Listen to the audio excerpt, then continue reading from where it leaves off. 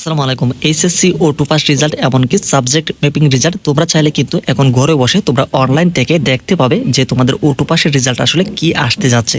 এই বিষয়টি খুবই ইন্টারেস্টিং। রেজাল্ট পাবলিশ হওয়ার আগেই কিন্তু তোমরা ক্যালকুলেশনের মাধ্যমে তোমরা জানতে পারবে তোমাদের এইচএসসি ও টু পাস রেজাল্ট এমনকি সাবজেক্ট ম্যাপিং রেজাল্ট তোমাদের কি আসবে। তো এই রেজাল্টটি দেখার জন্য তোমাদেরকে এই বিষয়টিকে পুরোপুরিভাবে ভালোভাবে জানতে হবে।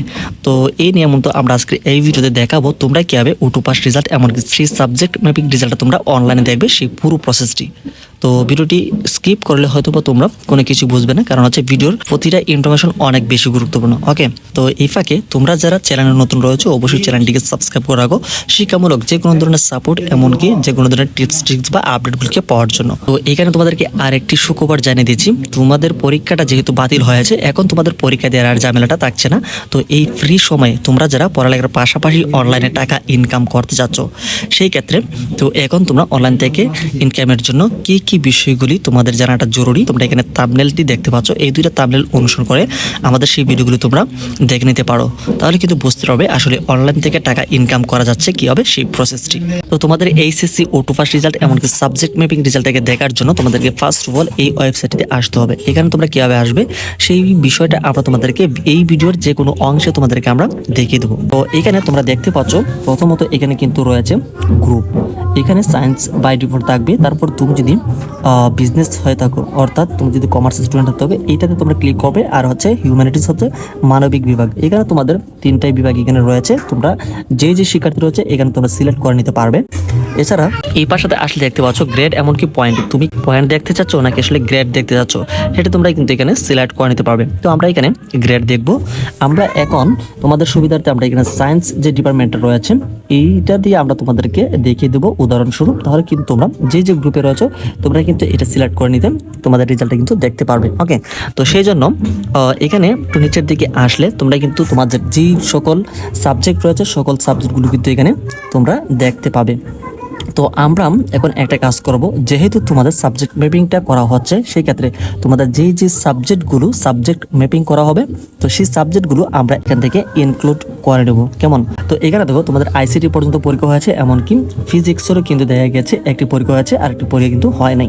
যাই হোক, আমরা ফিজিক্স, কেমিস্ট্রি, বায়োলজি এমনকি এগ্রিকালচার এডুকেশন, তো এইখান থেকে তোমরা কিন্তু সিলেক্ট করে তোমাদের যে সাবজেক্ট রয়েছে, যদি তোমাদের হায়ার ম্যাথ হয় হায়ার ম্যাথটা তোমরা এখানে সিলেক্ট করে নিতে পারবে। তো এছাড়া যদি যে বিষয়গুলো থাকে তোমরা কিন্তু এখানে অ্যাড করে নিতে পারবে। তো এটা কোনো সমস্যা না, যেহেতু এই পরীক্ষাগুলো হয় না সেই ক্ষেত্রে এই পরীক্ষাগুলোর যে সাবজেক্ট রয়েছে তোমাদের এসএসসিতে কিন্তু এখানে সাবজেক্ট ম্যাপিংটা করা হবে। তাহলে তোমার এসএসসি যে রেজাল্ট রয়েছে সেটা তোমরা অবশ্যই মার্কশিটটা আগে তোমাদেরকে বের করে নিতে হবে। ওকে, তো বের করে তোমাদেরকে এখানে ইনক্লুড করে দিতে হবে। ঠিক আছে, তো আমরা তোমাদেরকে যে কোনো একটি মার্কশিট আমরা ওপেন করে দেখিয়ে দিচ্ছি উদাহরণস্বরূপ, তুমি তোমারটা কিন্তু এখানে বসাতে হবে।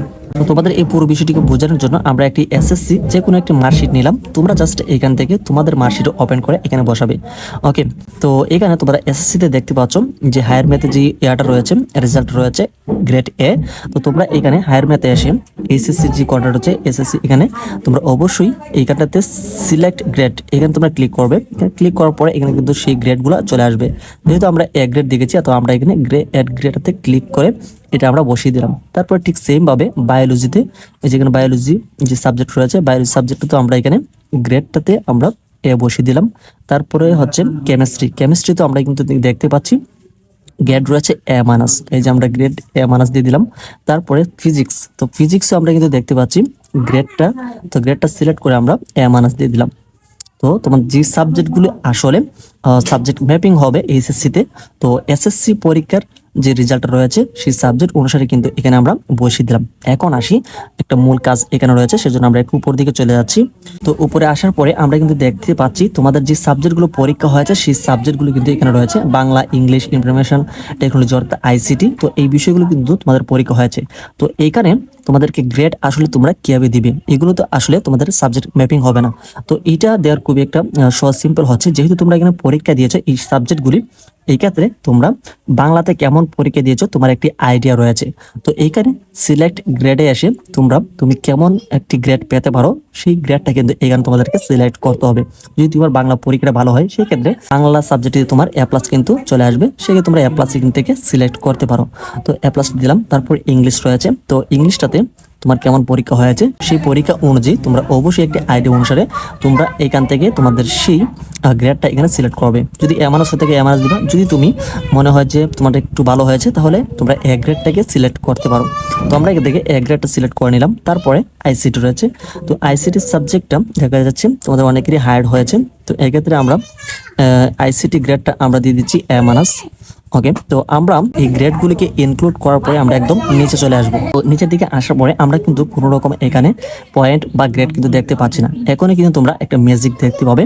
তোমরা এখানে যে সাবজেক্টগুলি তোমরা গ্রেড পয়েন্ট অ্যাড করেছো, এই গ্রেড অনুসারে জাস্ট নাওর ভিতরে তোমাদের কিন্তু গ্রেড পয়েন্টটা কিন্তু দিয়ে দিবি। তো আমরা জাস্ট এখানে ক্যালকুলেট যে জিপিএ রয়েছে এখানে আমরা ক্লিক করলাম।